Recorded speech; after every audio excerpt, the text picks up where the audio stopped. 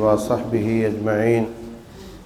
أشهد أن لا إله إلا الله وحده لا شريك له وأشهد أن محمدًا عبده ورسوله صلى الله عليه وسلم.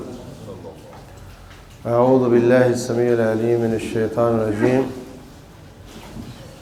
يقول الله سبحانه وتعالى: ومن شر حاسد إذا حسد. محترم بھائیوں،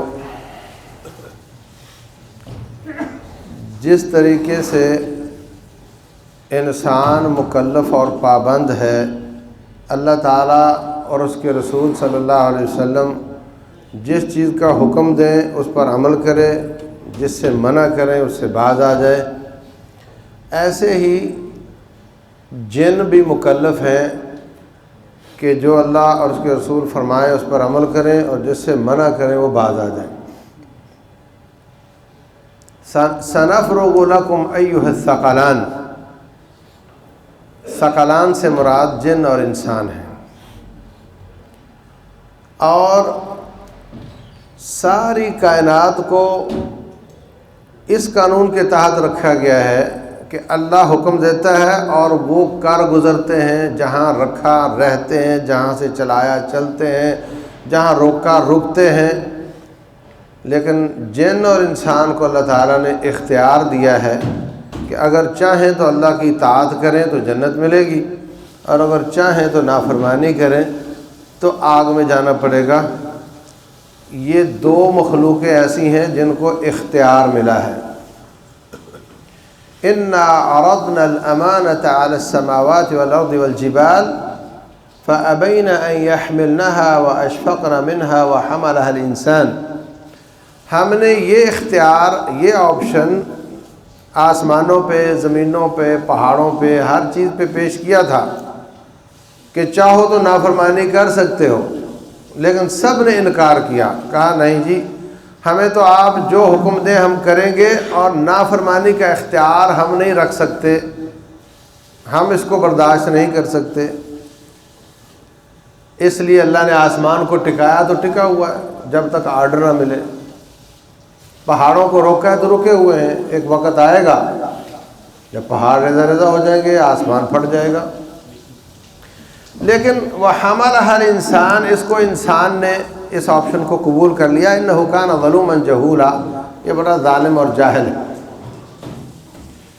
اور جن انسان کے تابع ہیں اس معنی میں کہ انسان نے قبول کیا تو جنوں نے بھی قبول کیا، اور اس معنی میں کہ تمام انبیاء اللہ تعالیٰ نے انسانوں میں مبعوث فرمائے اور جن اس کے تابع ہیں۔ رسول اللہ صلی اللہ علیہ وسلم بھی جنوں کے بھی نبی ہیں۔ سورہ جن پڑھ کر دیکھیں تو آپ کو نظر آئے گا کہ کیسے اللہ تعالیٰ نے ان کے لیے ہدایت کا سامان جو کیا وہ بھی یہی ہے۔ وہ بھی نبی صلی اللہ علیہ وسلم کے پاس آ کر ہی مسلمان ہوتے تھے، اور وہ بھی جا کر وعظ اور تبلیغ کا کام کرتے تھے۔ وہ بھی اسی طرح برادریاں ہیں، اسی طرح فرقے بازیاں ہیں، اسی طرح ہندو، سکھ، مسلمان، عیسائی، یہودی، اسی طرح بریلوی، دیوبندی، اہل حدیث، شیعہ، اسی طرح ہیں وہ بھی۔ ہمارے ہاں ویزے کے بغیر آپ سعودیہ نہیں جا سکتے، تو ان کے بھی سسٹم ہے، اجازت کے بغیر وہ علاقہ تبدیل نہیں کر سکتے۔ آپ جس گھر میں رہتے ہیں وہ بھی اسی گھر میں رہتے ہیں۔ اِنَّ لِبُيُوتِكُمْ لَعُمَّارًا، تمہارے گھروں میں جن بھی رہتے ہیں۔ جو آپ کا بیڈ روم ہے وہی ان کا ہے، جو آپ کا واش روم ہے وہ ان کے خبیث جنوں کا گھر ہے، اور جو آپ کا بیڈ روم ہے وہ ان کے اچھے جنوں کا گھر ہے۔ تو جن اور انسان جب ایک کمرے میں رہیں گے تو ہماری تو بے پردگی ہوگی، ہے نا؟ اسی واش روم میں وہ ہیں اور وہیں پہ ہم نے جا کر پیشاب کرنا ہے، تو بے پردگی ہوگی۔ تو اللہ تعالیٰ نے اور اس کے رسول صلی اللہ علیہ وسلم نے کچھ قاعدے ضابطے بتائے ہیں، اور یہ اللہ کا بڑا احسان ہے۔ یہودیوں کے پاس نہیں ہے، عیسائیوں کے پاس نہیں ہے، ہندوؤں کے پاس نہیں ہے، ہمارے نبی نے ہمیں بتائے ہیں۔ جن قاعدوں ضابطوں کے تحت رہیں تو کوئی پریشانی نہیں آئے گی، کوئی بے پردگی نہیں ہوئے گی، کوئی کسی کو تکلیف نہیں دے گا۔ میں آج ان پر بات کرنا چاہتا ہوں۔ رسول اللہ صلی اللہ علیہ وسلم فرماتے ہیں کہ جب بھی کپڑا ہٹاؤ اپنے جسم سے بسم اللہ پڑھ کر ہٹاؤ تو جن آپ کو نہیں دیکھ سکیں گے۔ اگر آپ نے بسم اللہ نہیں پڑھی تو آپ کو دیکھ سکیں گے۔ جب آپ کی بیٹی، آپ کی بیوی، آپ کی بہن جب وہ بسم اللہ نہیں پڑھے گی تو وہ دیکھیں گے بھی اور شرارت بھی کر سکتے ہیں۔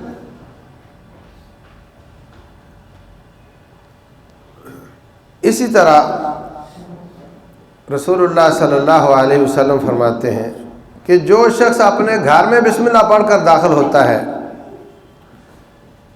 شیاطین کہتے ہیں کہ آج اس گھر میں ہم رات نہیں سو سکتے، شرط ہے کہ سب لوگ بسم اللہ پڑھ کر آئیں، ایک بھی بسم اللہ پڑھ کر نہیں آیا تو وہ اس کے ذریعے آ جائیں گے۔ اور بسم اللہ پہ کتنے سیکنڈ لگتے ہیں؟ بسم اللہ 1 سیکنڈ، مشکل نہیں ہے۔ اور اگر وہ بسم اللہ پڑھ کر برتن کا ڈھکن ہٹائیں تو شیطان کہتا ہے کہ آج ہم اس گھر سے کھانا بھی نہیں کھا سکیں گے۔ تو اس کی احتیاط کرنی چاہیے ہمیں۔ اسی طرح فرمایا کہ مغرب اور عشاء کے بیچ میں، مغرب کی اذان سے لے کر عشاء کسی بھی مسلک کی ہو، عشاء کا وقت داخل ہو چکا ہے، ان دو کے بیچ میں جو وقت ہے اس میں چھوٹے بچوں کو باہر نہ جانے دو۔ اس وقت شیطانوں کی زیادہ موومنٹ ہوتی ہے بازاروں میں، نہ جانے دو، دروازے بند رکھو۔ بڑے آدمی کے ساتھ چلا جائے تو کوئی بات نہیں، اکیلا بچہ باہر نہ جائے، اس وقت کی احتیاط کرو۔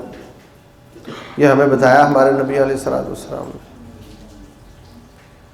اسی طرح فرمایا کہ جب تم گوشت کھا چکتے ہو تو اللہ تعالیٰ اسی ہڈی پر مزید پہلے سے بھی زیادہ گوشت لگا دیتا ہے، اور وہ زاد و اخوانکم من الجن، وہ تمہارے جن بھائیوں کی خوراک بن جاتا ہے۔ لہذا جنگل جاؤ، پیشاب کرو تو ہڈی کے ساتھ استنجا نہ کیا کرو، کیونکہ یہ تمہارے جن بھائیوں کی خوراک ہے۔ اب دیکھو کہاں کہاں ہمارے ساتھ ہیں وہ۔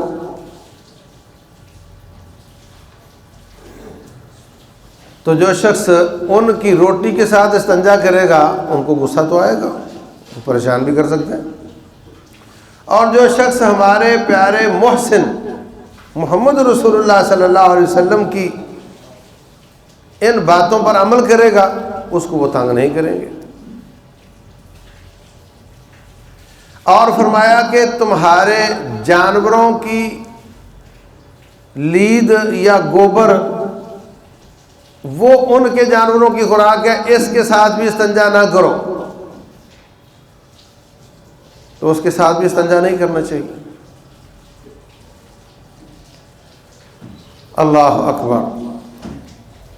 جن اگر ہم ان آداب اور احتیاطوں میں سستی کریں گے تو وہ انسان کو خود بخود بھی تنگ کر سکتے ہیں، اور کوئی شخص ان کو بھیجے تنگ کرنے کے لیے تو وہ ان احتیاطوں کے باوجود تنگ کر سکتے ہیں۔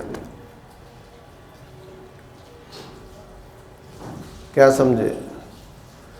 ایک بات اور کر کے میں واپس ادھر آتا ہوں۔ رسول اللہ صلی اللہ علیہ وسلم فرماتے ہیں مغرب کی اذان سے فجر کی اذان تک ہر برتن کو ڈھانپ کر رکھا کرو کہ ہر کھلے برتن میں بیماری آ سکتی ہے۔ تو جتنے ہوٹل ہیں سب کھلے رکھے ہوتے ہیں، وہ ڈالتے اس میں کیا ہے، وہ بھی بیماریوں کا مجموعہ ہوتا ہے، اور پھر اوپر سے کھلے رکھے ہوتے ہیں۔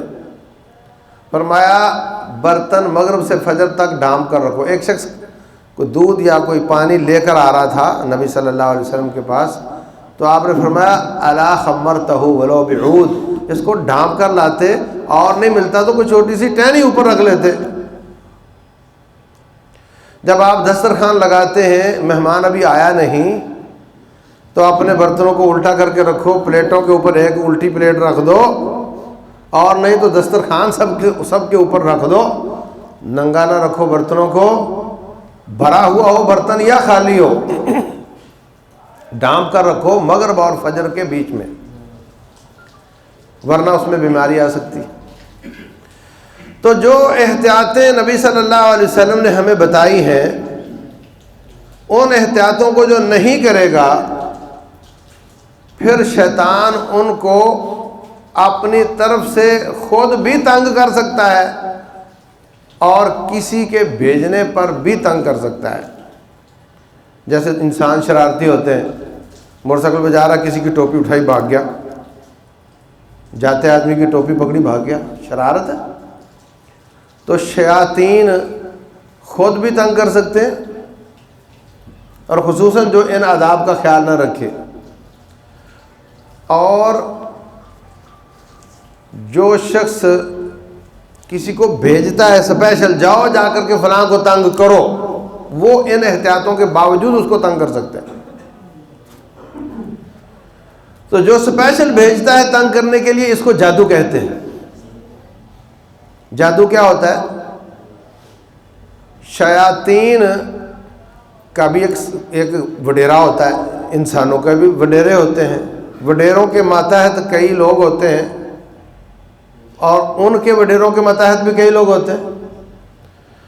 تو انسانوں کا آدمی کوئی جاتا ہے جنگل میں، جا کر کہتا ہے اے ابلیس اے ابلیس، کسی بھی اور لفظ کے ساتھ ابلیس کو پکارتا ہے، ہمیں وہ یہ بتاتا ہے کہ پیر صاحب نے بڑی خدمتوں کے بعد، کئی سالوں کے بعد مجھے وظیفہ دیا، اور وہ میں نے چلا کاٹا اور میں نے موکل پکڑ لیے، ہمیں وہ یہ کہتا ہے۔ حقیقت یہ ہوتی ہے کہ وہ خدمتیں لینے کے بعد جو بھی وظیفہ دیں، وہ یہی ہوتا ہے کہ ابلیس کو پکارو، وہ آ جاتا ہے۔ جنگل میں جا کر ابلیس کو پکارو، وہ آ جاتا ہے۔ اگر تو یہ کمزور آدمی ہے تو وہ بابا بن کر آئے گا اور کہے گا ہاں بیٹا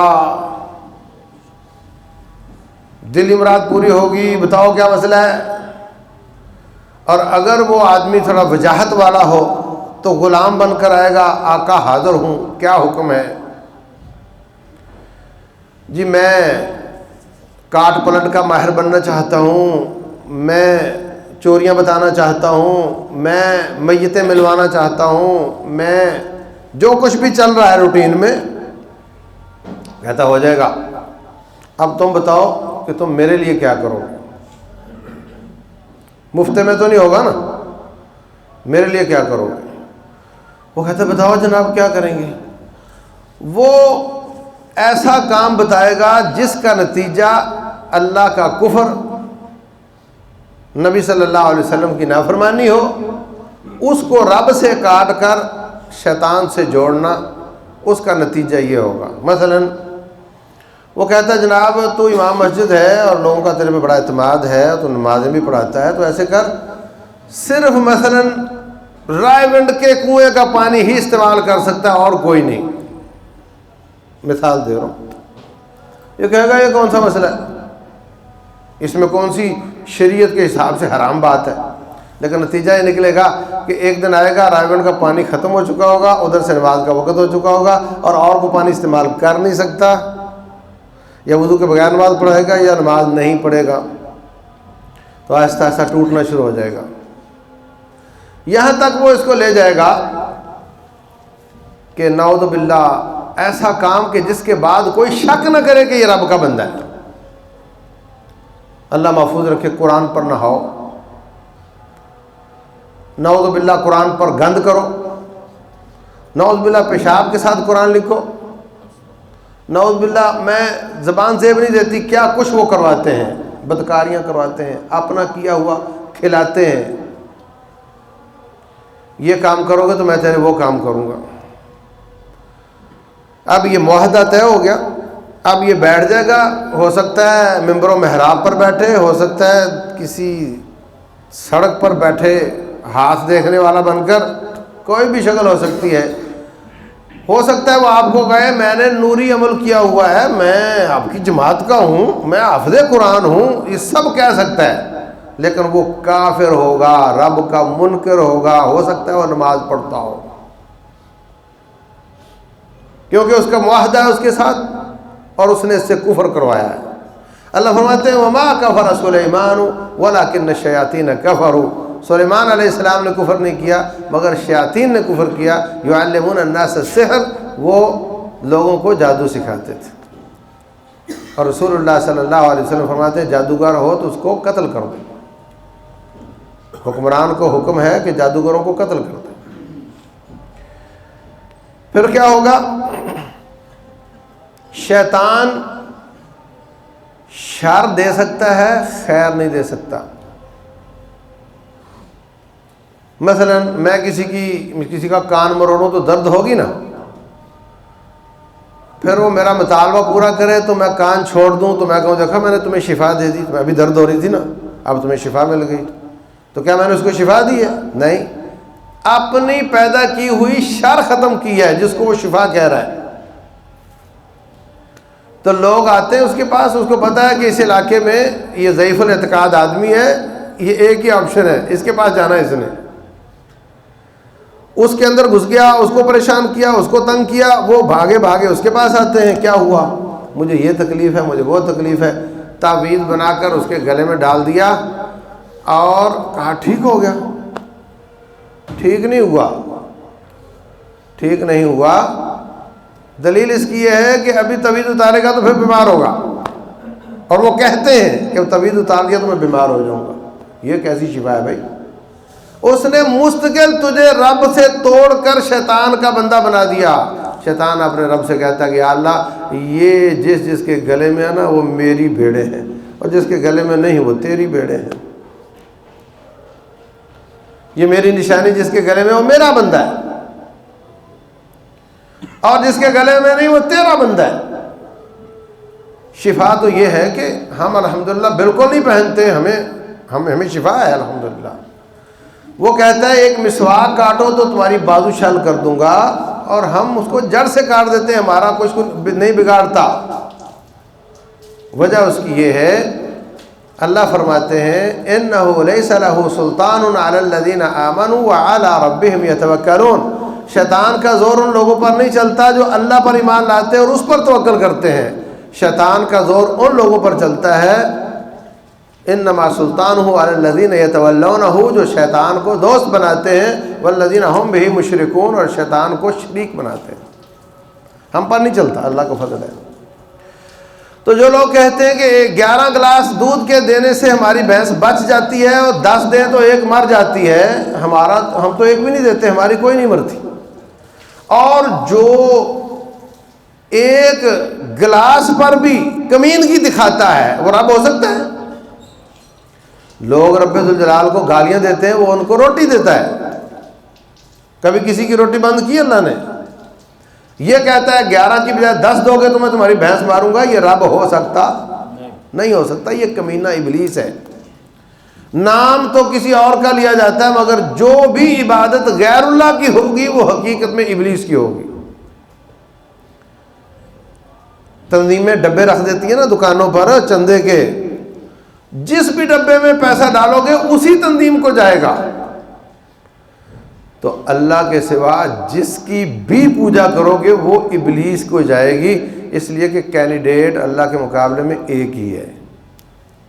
اللہ قیامت والے دن پوچھے گا الم اعہد الیکم یا بنی آدم الا تعبدوا الشیطان، میں نے تمہیں کہا نہیں تھا آدم زادو شیطان کی عبادت نہ کرنا؟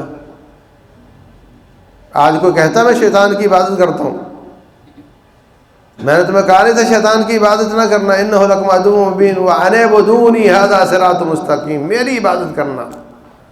تو جس کی بھی رب کے سوا مانی گئی، رب کے مقابلے میں رب کی بات رد کر کے مانی گئی، وہ ابلیس کی عبادت ہوگی، وہ رب کی عبادت نہیں ہوگی، کیونکہ اللہ خالص کو قبول کرتا ہے، ناخالص کو قبول نہیں کرتا۔ تو عزیز بھائیو، اس طریقے سے یہ لوگ لوگوں کو شیطان بناتے ہیں۔ میرے ماموں ہوتے تھے، ہمارا ٹرانسپورٹ کا کام تھا،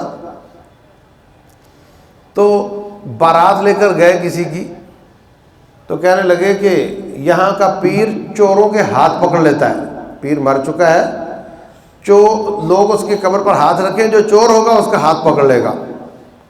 تو اب ان کو تھا کہ ہم کوئی چوری کریں، کیونکہ ہمارے ہاتھ تو اس نے نہیں پکڑنے نا، تو کوئی چوری کریں تاکہ پتہ چلے کہ یہ ہمارے ہاتھ نہیں پکڑتا اور یہ جھوٹا ہے۔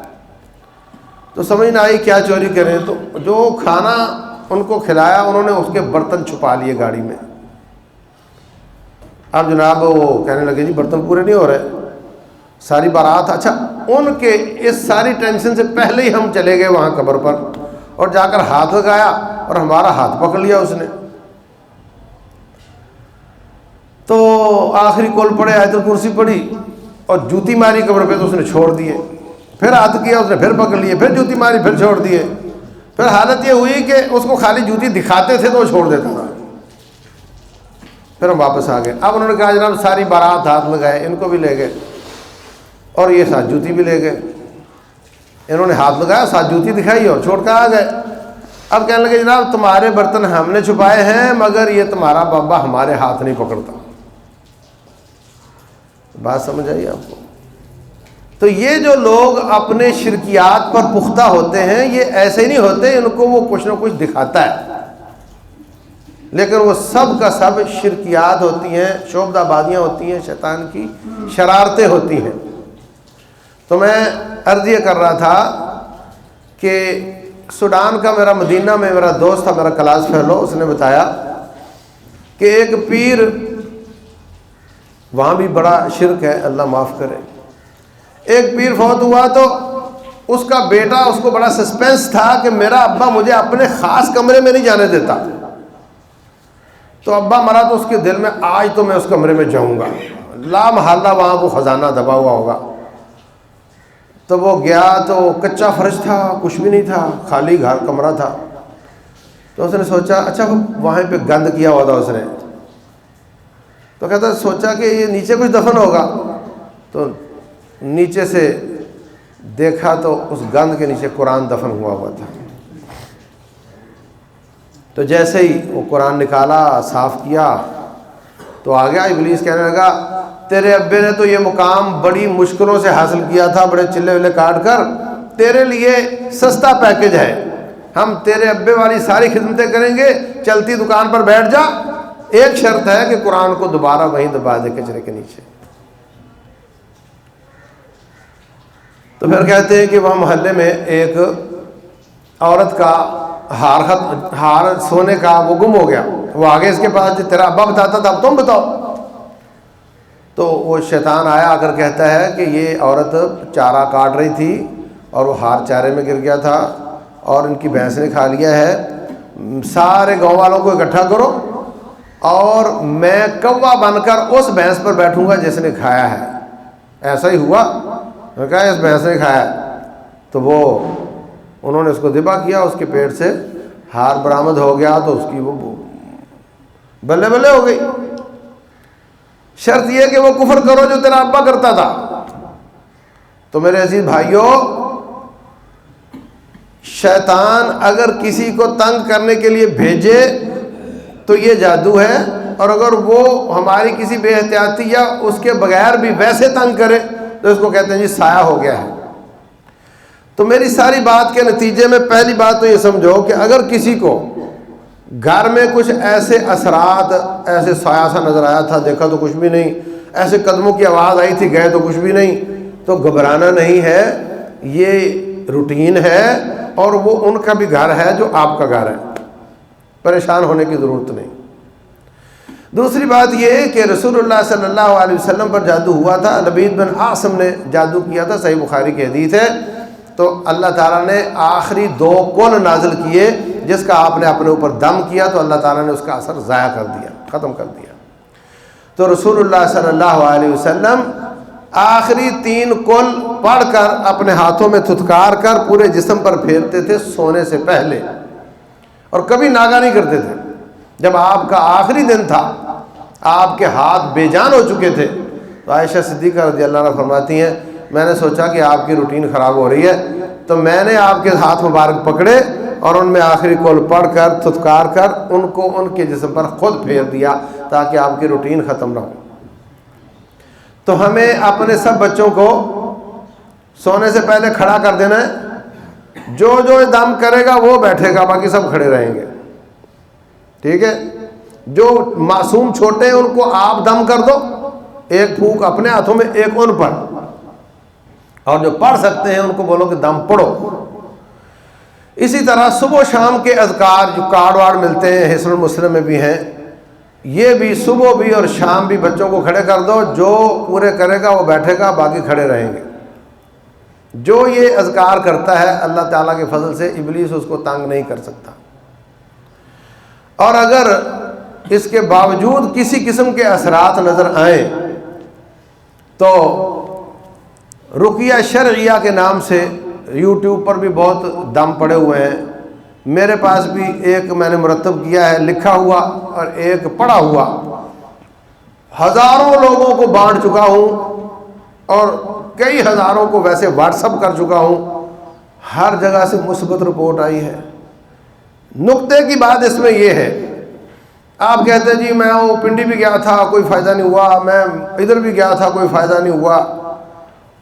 فائدہ نہ ہونے کی وجہ یہ ہوتی ہے کہ آپ کنٹینیو نہیں کرتے، اس میں تسلسل نہیں ہے۔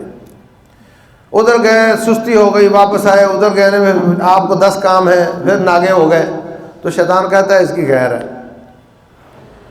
مسلسل کرنے کی ضرورت ہوتی ہے، تو جب آپ خود کریں گے تو مسلسل کر سکیں گے، جب آپ کسی کو کہیں گے تو وہ تو پھر کبھی آئے گا کبھی نہیں آئے گا۔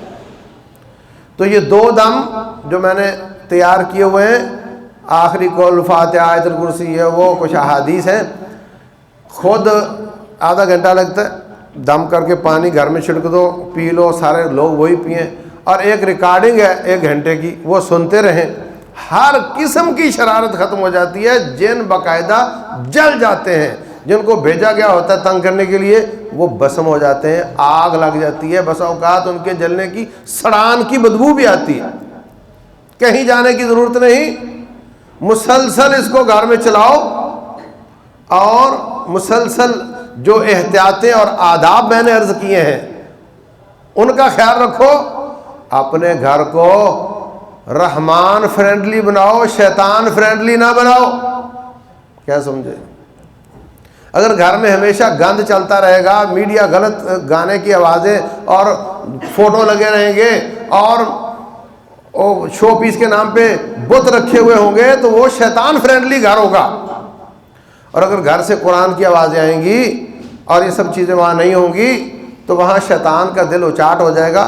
واش روم جانے کی دعا، باہر نکلنے کی دعا، سونے کی دعائیں، صبح شام کے اذکار، یہ بچوں کو سکھاؤ، خود بھی کرو، تو انشاءاللہ آپ کو کوئی چیز پریشان نہیں کرے گی۔ اور اگر آپ وائلیٹ کرو گے تو پھر ظاہر سی بات ہے، پھر تو انہوں نے تنگ کرنا ہی کرنا ہے۔ تو کسی قسم کی، اور آخری بات میری یہ ہے کہ لوگ جب سارے ٹیسٹ اور سارے ڈاکٹر فیل ہو جاتے ہیں تو پھر آتے ہیں دم کی طرف۔ حقیقت میں پہلا آپشن دم ہونا چاہیے۔ دم سے فزیکل بیماریاں بھی ٹھیک ہوتی ہیں اور شیطانی اثرات بھی درست ہوتے ہیں۔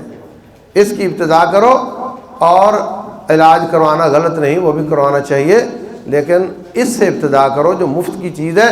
اور نبی صلی اللہ علیہ وسلم ہمیشہ اپنے نواسوں کو بھی دم کرتے، اپنے آپ کو بھی کرتے تھے، ہمیں بھی کرنا چاہیے۔ اللہ تبارک و تعالی سمجھنے اور عمل کرنے کی توفیق عطا فرمائے۔ وما علینا الا البلاغ المبین۔